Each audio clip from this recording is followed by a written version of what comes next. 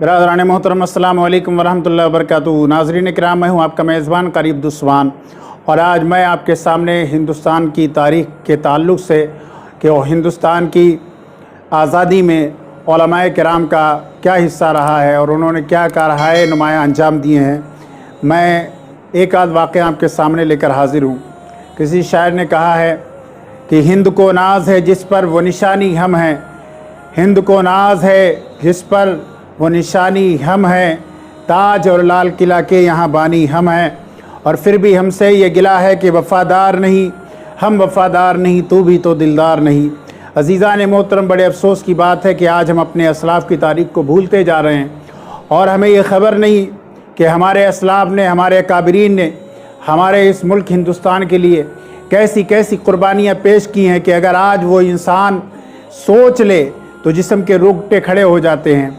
ऐसी ऐसी कुर्बानियाँ हमारे उलमाए किराम ने पेश की और उसके बावजूद आज हिंदुस्तान में मुसलमानों को गद्दार कहा जा रहा है और ये नारा लगाया जा रहा है कि हिंदुस्तान में रहना होगा तो वंदे मातरम कहना होगा। अज़ीज़ान मोहतरम, मैं दुनिया के तमाम लोगों से कहना चाहता हूँ कि किसी भी मज़हब में ये लिखा हुआ नहीं है कि किसी भी मज़हब पर आप ज़बरदस्ती करें, और इस्लाम में तो ख़ासकर ऐसा बिल्कुल नहीं है, क्योंकि हमने कभी ये नारा नहीं लगाया, ना कभी किसी के साथ ज़बरदस्ती की, ना इस्लाम ने ऐसा करने को जायज़ और रवा रखा।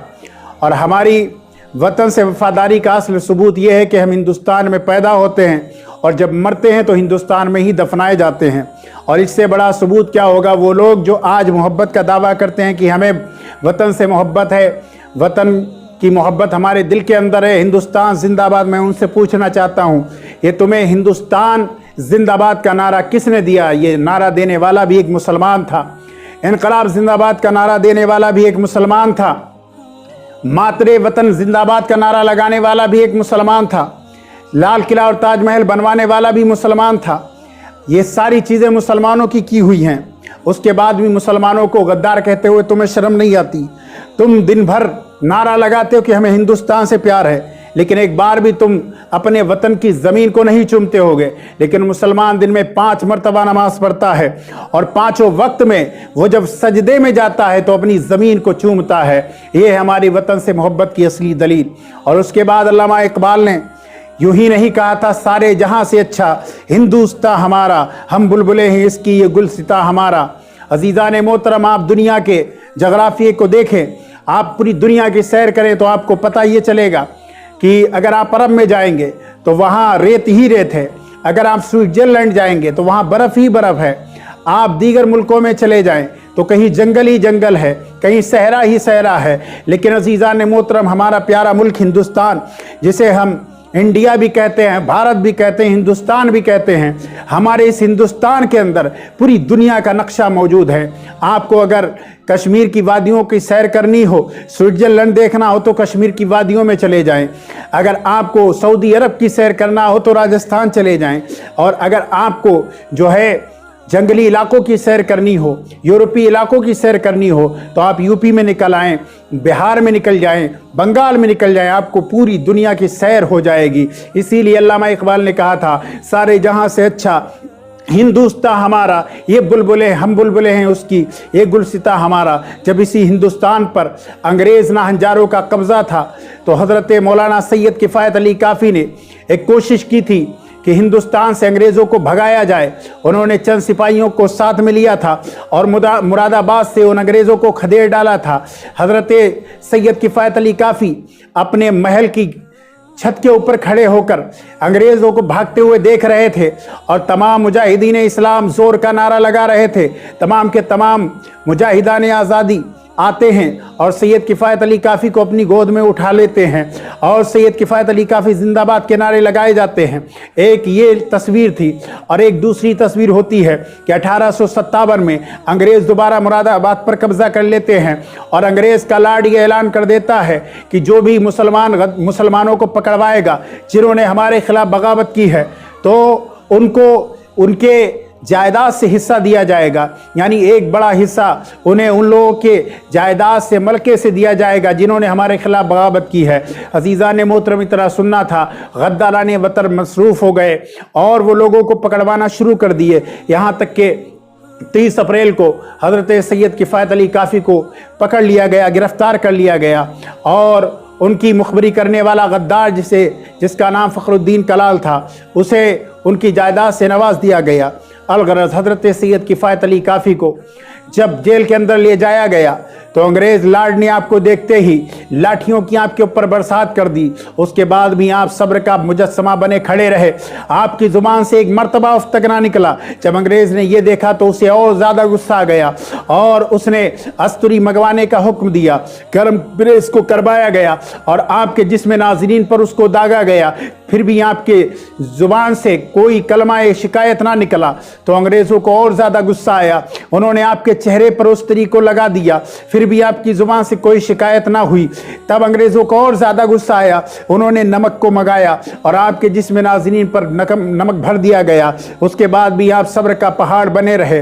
अंग्रेज़ों ने जब ये देखा तो गुस्से में होकर चले गए, लेकिन हज़रत सैयद किफ़ायत अली काफ़ी ज़ख्मों से चूर चूर होकर जिस्म नाज़रीन पूरा ज़ख्मों से सराबोर है और आप जो है एक दीवार की टेक लगाए हुए बैठे हुए हैं। इतने में आपकी आँख लगती है। आप क्या देखते हैं कि ख्वाब में सरकार जनाब मुहम्मद रसूलुल्लाह सल्लल्लाहु अलैहि वसल्लम तशरीफ़ ले आए हैं और ख्वाब में फरमा रहे हैं कि ऐ काफ़ी क्या तुम परेशान हो। सैयद किफ़ायत अली काफ़ी फरमाते हैं, सरकार मैं अभी तक परेशान था लेकिन अब आप आ गए हैं, अब कोई परेशानी नहीं रही है। जब इतना सुना तो हज़रत सैयद किफ़ायत अली काफ़ी ने सरकार को देखते देखते उनके जितने ज़ख्म थे वो सारे ज़ख्म भर जाते हैं। यानी उनको सरकार की ज़ियारत हुई तो उनके जिस्म के तमाम दर्द जो है धूमिल हो गए और दर्द को ख़त्म हो गया। अज़ीज़ान मोहतरम, इधर अंग्रेज़ के आका ने कहा कि ये काफ़ी सुबह तक मर जाएगा। 6 मई की तारीख को आपको फांसी की सज़ा सुनाई गई, लेकिन जब अंग्रेज़ लार्ड आता है आपको उठाने के लिए तो क्या देखता है कि हज़रत सैयद किफ़ायत अली काफ़ी अपने जिस्म पर इतने ज़ख्म होने के बावजूद अपने सर पर अमामा बांध रहे हैं, एक दूल्हे की तरह तैयार हो रहे हैं। अंग्रेज़ लार्ड ने देखा तो वो चकरा गया और वो स्ट्रेचर लेकर पहुंचा था, लेकिन सैयद किफ़ायत अली काफ़ी अपने पैरों पर चलकर मक्तलगाह की तरफ जा रहे हैं। सैयद किफ़ायत अली काफ़ी सीना तान कर चल रहे हैं, अकड़ अकड़ कर चल रहे हैं, जबकि सैयद किफ़ायत अली काफ़ी जानते थे कि ज़मीन पर अकड़ अकड़ कर चलना हराम है, लेकिन वो ये भी जानते थे कि कुफ़ार के मुकाबले में सीना अकड़ अकड़ कर चलना ये अल्लाह को बहुत ज़्यादा पसंद है। अज़ीज़ान मोहतरम, सैयद किफ़ायत अली काफ़ी जब मक्तलगाह में पहुँचते हैं, मुरादाबाद की जेल के सामने आपको फांसी दे जानी लगी है। अंग्रेज़ का लार्ड पूछता है, ऐ काफ़ी बताओ कोई आखिरी ख्वाहिश है? हज़रत सैयद किफ़ायत अली काफ़ी फरमाते हैं कि हाँ, एक ख्वाहिश है, एक कागज़ दी जाए, एक कलम दी जाए।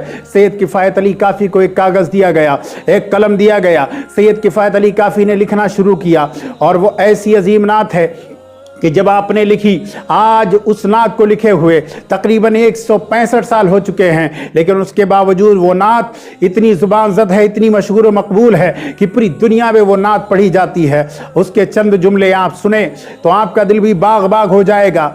ऐसी नज़्म, ऐसी नाते पाक है वो जिसे आज दुनिया का बच्चा बच्चा गुनगुनाता है, उलमाए किराम गुनगुनाते हैं, मुफ्तियान किराम गुनगुनाते हैं। और वो नात ये है, जब सैयद किफ़ायत अली काफ़ी को फांसी के तख्ते पर ले जाया जा रहा था तो सैयद किफ़ायत अली काफ़ी यही नाते पाक गुनगुनाते हुए मक्तलगाह की तरफ जा रहे थे। कोई गुल बाकी रहेगा ना चमन रह जाएगा, कोई गुल बाकी रहेगा ना चमन रह जाएगा, पर रसूलुल्लाह का दीने हसन रह जाएगा, पर रसूलुल्लाह का दीने हसन रह जाएगा। नाम शाने जहाँ मिट जाएंगे, लेकिन यहाँ नाम शाने जहाँ मिट जाएंगे, लेकिन यहाँ حشر تک نام و نشانے پنجتن رہ جائے گا، حشر تک نام و نشانے پنجتن رہ جائے گا، سب فنا ہو جائیں گے کافی وہ لیکن حشر تک، سب فنا ہو جائیں گے کافی وہ لیکن حشر تک، نعت حضرت کا زبانوں پہ سخن رہ جائے گا۔ بس یہی آخری مصرع جب آپ کی زبان پر تھا، انگریز کے لارڈ کا حکم ہوا، جلاد نے آپ کو پھانسی پر لٹکا دیا۔ زندہ باد اے سید کفایت علی کافی، زندہ باد، زندہ باد اے مجاہد حریت، زندہ باد، زندہ باد اے مجاہد آزادی، زندہ باد۔ السلام علیکم۔